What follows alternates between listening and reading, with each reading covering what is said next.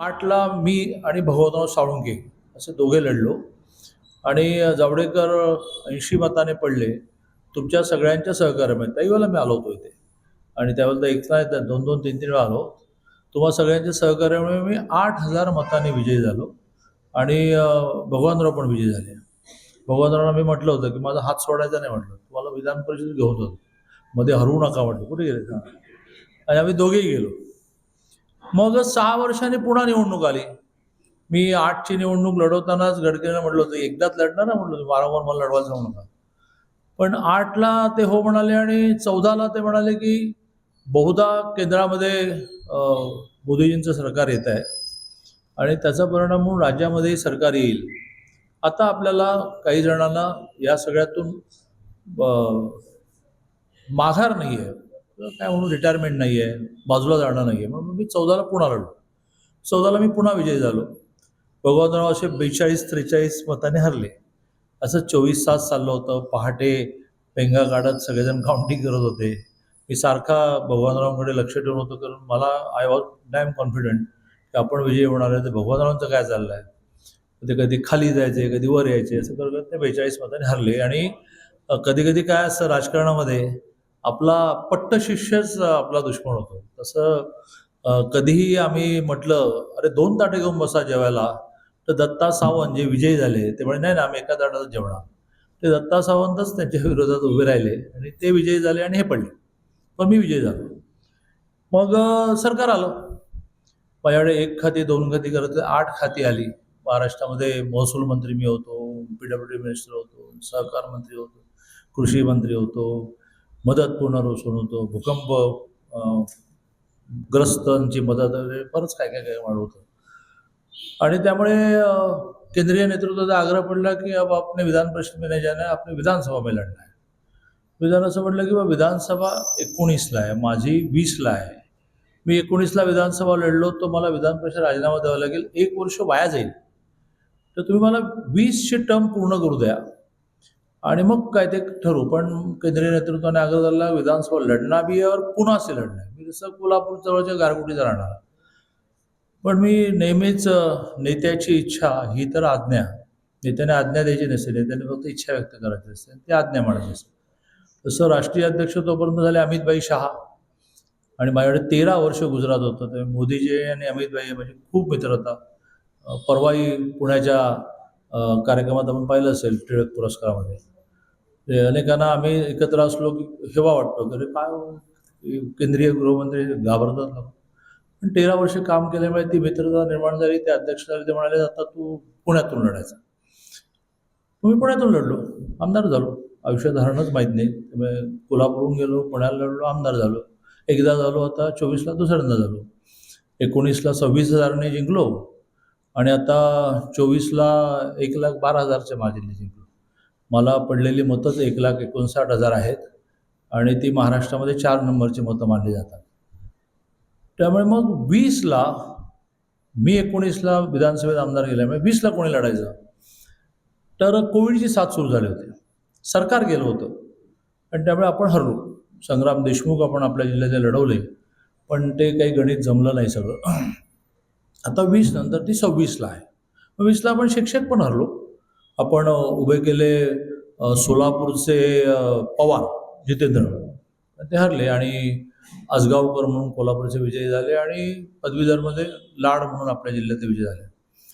आता after 6 years it's on November 26. आता ह्या निवडणुकीमध्ये दर 6 वर्षाने पुन्हा एकदा आपल्याला मतदार म्हणून नोंदवावं लागतं. आता मी समजा 2दा पदवीधर होतो, 2दा विधानसभेत आहे, राज्यातली 8-8 खाती माझ्याकडे होती. मी राज्याचा 2 वेळा अध्यक्ष झालो बीजेपीचा. पण मी नोंदवायला विसरलो, तर मी मतदार नाही. हो, पण मी मिनिस्टर होतो घरी. तुमचं फॉर्म भरायचा तुम्ही विसरलात. तर ती नोंदणी नोव्हेंबर दिसायला लागल्यानंतर ही शिक्षकमधली पण आणि पदवीधरमधली फारच कमी आहे. तर आता मी म्हणणार नाही, पण म्हटलं की हात वर करा की तुम्ही सगळे पदवीधर आहात, तर किती जण नोंदवले आहात? तर 10-20% लोक हात वर करतील. कारण हा असा फार रोजचा विषय नाही आहे ना. विधानसभेचा रोजचा विषय असतो. का विचारूच की ते पदवीधर जे आहेत ते कोणी कोणी फॉर्म भरलेले आहेत. तर ते त्याचं उत्तर फार सकारात्मक येणार नाही. आणि म्हणून मग माननीय मुख्यमंत्री महोदय देवेंद्रजीने मला असं म्हटलं की दादा आता तुला उतरायला लागेल फील्डमध्ये, आणि त्यामुळे मी संस्थाशा चाललो आहे. ह्या 15 दिवसातली माझी ही सांगली जिल्ह्यातली 4थी संस्था आहे. मी नाना भडकांच्या कॅम्पसमध्ये गेलो, मग मी अण्णा डांगेंच्या कॅम्पसमध्ये गेलो, मग मी पृथ्वीराज पाटलांच्या गेलो, आता इथे आलो. टार्गेट माझं सांगली जिल्ह्यापुरतं असं आहे, पुण्याचं वेगळं आहे. एक 20 ते 22 संस्थांमध्ये जायचं. आटपाडीला अमर देशमुखांच्या संस्थेत जायचं, मग विट्याला आमच्या वैभव पाटीलच्या संस्थेत जायचं, असं एक 20-22 संस्थांमध्ये मी जाणार. आणि एक जम्प नोंदणीची व्हायला पाहिजे अशी त्यातली भूमिका आहे. सेम अबाउट शिक्षक. तुम्हाला शिक्षकांना एक सोपं आहे की तुम्हाला इतरांप्रमाणे नोंदणी कठीण नाही आहे. तुम्ही तुमच्या मुख्याध्यापकांकडे फॉर्म भरून दिला तर तुमची जी डॉक्युमेंट आहे, डॉक्युमेंट म्हणजे काय लागतं तर डिग्री आहे याचं पुरावा लागतो. मार्कलिस्ट लास्ट इयरची, पासिंग सर्टिफिकेट किंवा डिग्री सर्टिफिकेट, तर ते तुमचं संस्थेत असतं. ते मुख्याध्यापकाने शिक्का मारला की तुमचं फॉर्म व्हॅलिड झाला. आणि शिक्षकलाही असंच आहे. त्यामुळे आणि तुम्ही शिक्षक असे आहेत की तुम्हाला 2-2 मतं आहेत, तुम्हाला 2 लड्डू आहेत. त्यामुळे पदवीधरलाही मतदार आहात तुम्ही आणि शिक्षकला आहे. असं असतानाही राहिलेली आहे. त्यामुळे मी विनंती करायला आलो आहे की येत्या एक आठवड्या 10 दिवसामध्ये तर शेखर इनामदारची जबाबदारी की त्यांनी कोणीतरी एक चांगला कार्यकर्ता जोडायचा न कंटाळणारा, की तो येईल, अहो ताई तुमचं राहिलं आहे, सर तुमचं राहिलं आहे, नाही माझं ते सर्टिफिकेट सापडत नाही, तर सर्टिफिकेटची आवश्यकता नसते, तुमचं मुख्याध्यापक शिक्का मारलं की होतं. असं करत करत ती नोंदणी केली पाहिजे. एवढंच सांगायला मी आलो. बाकी संस्थेचे काही प्रश्न आल्यानंतर मला मिळाले. मी आणि देवेंद्रजी आम्हाला दोघांना सवय अशी लागली आहे की कालही त्यांच्यावर एक पुस्तक प्रकाशित झालं, एका पत्रकाराने लिहिलं, त्याचं प्रकाशन माझ्या हस्ते झालं. तर त्यात मी किस्सा सांगितला, तो सांगेन की मी एक मुख्यमंत्री असे पाहिले की ज्यांच्याकडे आपण निवेदन घेऊन गेलो की ते निवेदन असं घ्यायचे आणि मग पेन काढायचे, असे मग पेनचं टोपण उघडायचे, असं सगळं निवेदन वाचायचे, 2-4 खुणा करायचे. मला वाटायचं की आता सही झाली, काम झालं. मग ते पेन पुन्हा बंद करायचं आणि म्हणायचे आपण पुन्हा एकदा भेटू, त्यावेळेला मग बघतो कसं करायचं. पण आमचे देवेंद्रजी असे की मी काल तोही किस्सा सांगितला की हे जे आता अप्रतिम एअरपोर्ट झालं आहे कोल्हापूरचं, तुम्ही एकदा तरी अनेकदा जात असाल, अत्यंत जुनाट होतं. तर केंद्राने 300 कोटी सँक्शन केले की ह्याचं विस्तारीकरण करा, ह्याचं सौंदर्यीकरण करा. पण त्याने अट अशी घातली की 20% स्टेटने दिले पाहिजे. आणि काहीतरी कम्युनिकेशन गॅप राहिल्यामुळे लास्ट डेला कळलं की आज संध्याकाळी 7च्या आत तुमचा महाराष्ट्राचा 60 कोटीचा निर्णय पाहिजे. तर मी धावत पळत मुख्यमंत्र्यांकडे गेलो, तर मुख्यमंत्री खूप वेगाने कुठेतरी कार्यक्रमाला निघालो. त्या गर्दीतूनही त्यांनी मला बघितलं, म्हणून दादा काय, म्हटलं ते आज 60 कोटी आपण सँक्शन नाही केलं तर आपले 300 कोटी जातील, म्हणजे कोल्हापूर एअरपोर्ट होणार नाही. म्हणजे लॉबीत उभं राहून पेन काढलं, संध्याकाळी ऑर्डर 60 कोटी आणि 300 कोटी. तर असा स्वभाव असल्यामुळे मी लगेच फोन लावला, एक काम जे होतं, आणि ते उद्या बऱ्यापैकी मी बघतो. फोन ठेवल्यानंतर तुम्ही एक नवीन मुद्दा सांगितला की विद्यापीठाने तुम्हाला निगेटिव्ह रिपोर्ट लिहिला आहे. हां काय की हां, म्हणजे मग माझी एनओसी जी शासनाकडून यायची ती निगेटिव्ह आली. करेक्ट. मग ती तर मीच निगेटिव्ह केलं, मीच पॉझिटिव्ह करतो काय. एखाद्या वेळेस ती रुटीनमध्ये आली असेल. साधारण काय असतं की प्रशासनाने हे कसं होत नाही असं लिहायचं असतं. मग आम्ही ते ओव्हरऑल करायचं असतं की हे अशा पद्धतीने करता येईल. प्रशासनाने कधी म्हणजे नॉट नेसेसरी ते पॉझिटिव्ह पण मांडतात, पण थोडं अवघड असलं चौकटीच्या वेळेला ते अंगावर घेत नाही. ते म्हणा आप सही करो. त्यावेळेला ही आपली संस्था आहे, तुम्ही कोणीतरी भेटलं असं न झाल्यामुळे असेल, तर रात्री 12 नंतर आमच्याकडे फाईल पेंडिंग राहत नाही. त्यावेळेस मी आश्चर्यचकित झालो की पेंडिंग का राहिली, तर ती पेंडिंग नाही राहिली, निगेटिव्ह आली. आणि आता तुम्हाला ती पॉझिटिव्ह केल्यानंतर दिल्लीला प्रपोजल पाठवतो. Am I right? उद्याच करू नका. चला मग या पदवीधर शिक्षकच्या निमित्ताने काही क्वेरी असतील तर विचारा. ते संजय राऊत रोज सकाळी असं का बोलतात असं नका विचारू. म्हणजे राजकारणातले प्रश्न नको. हां, पूर्ण पुणे पदवीधर म्हणजे 5 जिल्ह्याचे सहनोंदणी प्रमुख आहेत आणि सांगली मिरज कुपवाड महानगरपालिकेचे उपमहापौर होते शेखर इनामदार, संस्थेचे सर्व संचालक आणि या शिक्षण संस्थेच्या वेगवेगळ्या युनिटमध्ये मी प्रगती विचारली तर त्यात 40 युनिट्स आता करता करता आपली झाली.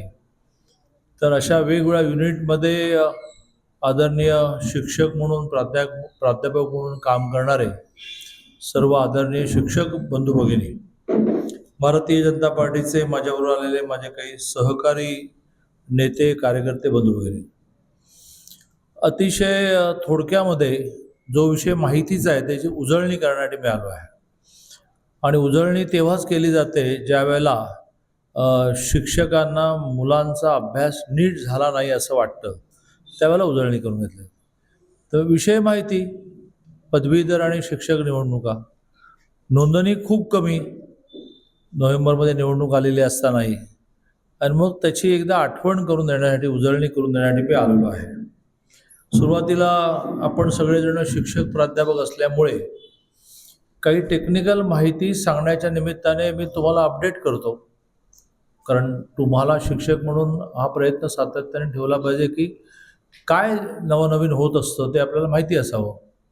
तर तसं देशामध्ये केवळ 6 राज्य अशी आहेत की जिथे विधान परिषद आहे, बाकी सगळ्या राज्यांमध्ये विधानसभा आहे. विधान परिषद जी 6 राज्यात आहेत ती कळायला सोपी पडायची असेल तर टी व्हीवरून आपल्याला लोकसभा राज्यसभा रोजच बघायला मिळते, कामकाज बघायला मिळतं, मारामाऱ्या पण बघायला मिळतं. तर त्या लोकसभा राज्यसभेमध्ये राज्यसभा म्हणजे विधान परिषद, तिथे त्याला अप्पर हाऊस म्हणतात, इथे याला अप्पर हाऊस म्हणतात. आणि समाजाच्या विविध क्षेत्रातून विधान परिषदेमध्ये लोक निवडून जातात, त्यांनाही आमदार म्हणतात. विधानसभेमध्ये 288 आमदार असतात, सरासरी 3 लाखाला 1 आमदार असं त्याची सरासरी असते. काळाच्या ओघात काही काही ठिकाणी ती 3 लाखाची 6 लाख होऊन जाते, कारण इंडस्ट्रीमुळे, व्यवसायामुळे बाहेरचे लोक येत तो मतदारसंघ मोठा होत जातो. आणि मग दर 20 वर्षाने त्याची पुनर्रचना होते, जशी ती आता आहे. 9ला झाली, 20 वर्षाने आता आहे. आता ती पुन्हा एकदा 5.5-6 लाख झालेल्यांना 3 लाख केलं जाईल, आणि त्यामुळे त्याला डिलिमिटेशन म्हणतात. ज्या डिलिमिटेशनचं बिल मागच्या अधिवेशनात आलं नाही, ते नामंजूर झालं, आणि ते ह्या अधिवेशनात येण्याचा प्रयत्न चाललेला आहे. ते मंजूर झालं तर 29ला पूर्ण देशभराचे मतदारसंघ पुन्हा एकदा नीट करून घेतले जातील, एक 3-3.25 लाखाचे, आणि मग ते वाढतील पण.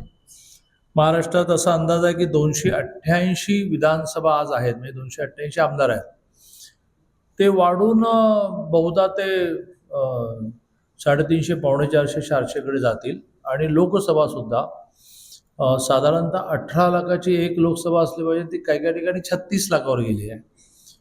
ती सुद्धा नीट शेप करून घेतला तर आता 542 खासदार देशामध्ये असतात, त्याच्याऐवजी ते बहुतेक 850वर जातील.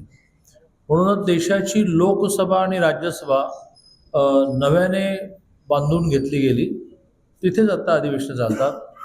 महाराष्ट्राची सुद्धा मुंबई आणि नागपूरची विधानसभा नव्याने बांधण्याचं प्लॅनिंग सुरू आहे. म्हणजे 29ला नवीन आमदार येईपर्यंत मोठं सभागृह लागणार आहे. तर त्यामुळे 288 विधानसभा आणि 78 विधान परिषद. 78 विधान परिषदेमध्ये 12 राज्यपालांचे प्रतिनिधी असतात की ज्यांना निवडणूक लढवावी लागत नाही. राज्यपाल वेगवेगळ्या क्षेत्रातले वेगवेगळे मान्यवर एका साध्या सहीने आमदार म्हणून त्यांना पाठवतात. पण 14 शिक्षक आणि पदवीधर असतात. एका महसूल विभागाला 1 पदवीधर 1 शिक्षक, 1 पदवीधर 1 शिक्षक, असे 14 असतात. पुणे पदवीधर, ज्यात पुणे, सातारा, सांगली, कोल्हापूर, सोलापूर या 5 जिल्ह्याचं मिळून एक रेव्हेन्यू सर्कल तयार होतं. त्या 5 जिल्ह्याच्या रेव्हेन्यू सर्कलला खरं म्हणजे मोठा आहे, केव्हा तरी कोल्हापूर, सांगली, सातारा असं 1 युनिट व्हायला लागेल, ज्याला आपण दक्षिण महाराष्ट्र म्हणू. हा जो टोटल आहे त्याला आपण पश्चिम महाराष्ट्र म्हणतो. पुणे, सोलापूर, सातारा, सांगली, कोल्हापूर येतं. ते भविष्यात होईल त्याला होईल, तोपर्यंत आता पुण्याला 2 आमदार आहेत, मराठवाड्याला 2 आमदार आहेत, मग अमरावतीला 2 आमदार आहेत, नागपूरला 2 आमदार आहेत, कोकणाला 2 आमदार आहेत, असे ते 7 पदवीधर आणि 7 शिक्षक आमदार असतात. आता ह्यांचं काम काय आपल्याला माहिती आहे की आपले आपले प्रतिनिधी असतात, ते आपले प्रश्न ते मांडतात. विशेषतः शिक्षक आमदार तर खूप हिरिरीने मांडतात शिक्षकांचे प्रश्न. विधान परिषदेमध्ये 3/4 कामकाज हे शेती आणि बाकी कर वगैरे यावर चालतच नाही, शिक्षकांच्या मागण्यावर चालतात. पण त्यामुळेच हळूहळू शिक्षकांचे, प्राध्यापकांचे सगळे प्रश्न मार्गी लागत गेले, कारण ती खूप अभ्यासू मंडळी असतात आणि ती खूप भांडतात आणि त्याच्यातून आपले खूप प्रश्न मार्गी लागतात. पदवीधरांचंही तसंच आहे की त्याने पदवीधरांचे प्रश्न मांडायचे असतात. मग बेरोजगारी भत्ता, मग कॉलेजच्या विद्यार्थ्यांना स्कॉलरशिप चांगल्या मिळाव्यात, मुलींना 100% फी माफ मिळावी, असे त्यांनी MPSC UPSC करणाऱ्यांची फी सरकारने भरावी, MPSC UPSCचं वय वाढवावं. म्हणजे आता MPSC UPSCचं वय वाढलं नसतं तर मग मध्ये कोविडचा मोठा गॅप जो गेला तेव्हा अनेकांना वयामध्ये देताच आली नसती. हे सगळे प्रश्न त्यांनी ते मांडायचे असतात. मी हे का म्हणतोय तर आपल्याला कधी वाटतं की काय उपयोग आहे, काय जाऊन करणार आहेत, ते बरंच काही करतात आणि ते करतात त्याच्यामुळे आपल्याला खूप डिरेक्ट इनडिरेक्ट लाभ होत असतो. आता याच्यामध्ये खूप आधी म्हणजे साधारणतः 79-80ला हा पुणे पदवीधर जो होता तो खूपच मोठा होता, ज्याच्यामध्ये जळगाव पण यायचं, धुळे पण यायचं, नाशिक पण यायचं, नगर पण यायचं. त्यावेळेला उत्तमराव पाटील हे मोठं ऋषितुल्य व्यक्तिमत्व होतं. जनसंघाचे महाराष्ट्राचे अध्यक्ष होते. ज्या वेळेला शरद पवारांनी वसंतदादा सरकार पाडलं आणि शरद पवार मुख्यमंत्री झाले, त्या मंत्रिमंडळात उत्तमराव महसूल मंत्री होते. ते पदवीधरमधून निवडून जायचे. मग काळाच्या ओघामध्ये नारायणराव वैद्य ते 2 वेळा निवडून गेले. मग प्रकाश जावडेकर 2दा निवडून गेले. प्रकाश जावडेकर त्या आमदारकीच्या जीवावर महाराष्ट्रामध्ये सरकार आल्यानंतर महाराष्ट्राच्या प्लॅनिंग कमिशनचे चेअरमन झाले. प्लॅनिंग कमिशन चेअरमन म्हणजे अख्ख्या महाराष्ट्राचा जो 8 लाख कोटींचा जो बजेट असतं, तर त्या बजेटचं रोजचं प्लॅनिंग हे मंत्रिमंडळ करतं, पण नियोजन विभाग त्याचं प्लॅनिंग करत असतं. त्या प्लॅनिंग कमिशनचे प्रकाश जावडेकर चेअरमन होते. पण तिसऱ्या टर्मला 6 वर्षाची एक टर्म असते, प्रकाश जावडेकर केवळ 80 मताने हरले. आता ही निवडणूक आता पहिला आपण नोंदणीवर बोलू, मग 2 महिन्यानंतर जेव्हा निवडणूक डिक्लेअर होईल त्यावेळेला याचं मतदान खूप क्लिष्ट असतं सोपं, पण का माहिती नाही, परंतु 10% सुशिक्षितांची मतं बाद होतात. असं ते प्रेफरन्शियल वोटिंग असतं, म्हणजे ते बटनवालं पण नाही आणि शिक्कावाला पण नाही, ते नंबरवाला आहे. आणि त्यामुळे 24 तास काउंटिंग जातं. जोपर्यंत 50% मतं कोणाला मिळत नाही तोपर्यंत 50 मिळतपर्यंत काउंटिंग करत जायचं असतं. मग पहिल्या प्रेफरन्सची 42% मतं मिळाली तर 2 नंबरचा प्राधान्य कोणी दिलंय ती counting, 3 number counting, 4 number counting, असं करत करत 24 तास लागतात. त्यात जवळजवळ आता काउंटिंग संपलं, जावडेकर विजयी झाले तिसऱ्यांदा. अशा स्टेजला म्हणजे बाहेर फटाके वाजायला लागले, ढोल वाजायला लागले आणि शेवटच्या स्लॉटमध्ये 80 मतं कमी पडली आणि आपले मिरजेचेच प्राध्यापक शरद पाटील आमदार झाले आणि जावडेकर हरले. भारतीय जनता पार्टीला तो एक मोठा धक्का होता की आपली परंपरागत सीट कशी गेली. त्याच्या आधी शिक्षक मतदारसंघामध्ये तर कधी आले कधी गेले, कधी आले कधी असं गेले, हा मतदारसंघ आपला राहिलाच नव्हता. आणि त्यामुळे मग 2002 नंतर 6 वर्षांनी ज्यावेळेला 8ची निवडणूक आली त्यावेळेला नितीन गडकरी राज्याचे अध्यक्ष झाले होते आणि नितीन गडकरीने मला आग्रह धरला की अखिल भारतीय विद्यार्थी परिषदेत 13 वर्ष घर सोडल्यामुळे, एक जिल्हा ते अखिल भारतीय सरचिटणीस सगळ्या जबाबदाऱ्या पार पडल्यामुळे तुझा एक रीच आहे खूप मोठा आणि तू ही निवडणूक लढवली पाहिजे. तर मी स्वाभाविकपणे असं म्हटलं की बा माझी आई पण कधी ग्रामपंचायत सदस्य नव्हती आणि माझे वडील पण कधी ग्रामपंचायत सदस्य नव्हते. दोघांना सही पण करता येत नव्हती, दोघे अंगठे बहादर होते, दोघे मिल कामगार होते, तर मी कुठूनही निवडणूक लढवणार. पण गडकरी आणि मी नातं असं आहे की त्यांच्याशी मी फक्त डिबेटच करतो. TET त्या संदर्भात शिक्षकांच्या मध्ये ती परत द्यायला लागते, त्या संदर्भात शासनाचं धोरण काय असतं शिक्षकांच्या?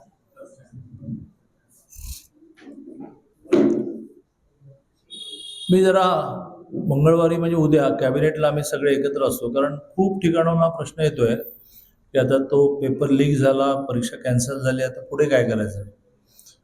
थोडा खूप धोरणात्मक विषय आहे आणि त्यामुळे तो कॅबिनेटमध्ये मंत्रिमंडळाच्या बैठकीतच विषय न्यायला लागेल. तो शिक्षण मंत्री दादा भुसेंच्या लेवललाही होणार नाही. पण आम्ही सगळ्यांनी ठरवलं की उद्या या विषयावर थोडी स्पष्टता आणू. अगदी उद्याच दर मंगळवारी कॅबिनेट असतं. आता इथलं सगळं आटपत रात्री महालक्ष्मी एक्सप्रेस पकडून मुंबईलाच चालू. तर हे जसं मी NOCचं निगेटिव्ह का झाले ते बघतो, तसं याही विषयाची चर्चा झाली. ओके, काही नाही ना, चला, जय हिंद, जय महाराष्ट्र.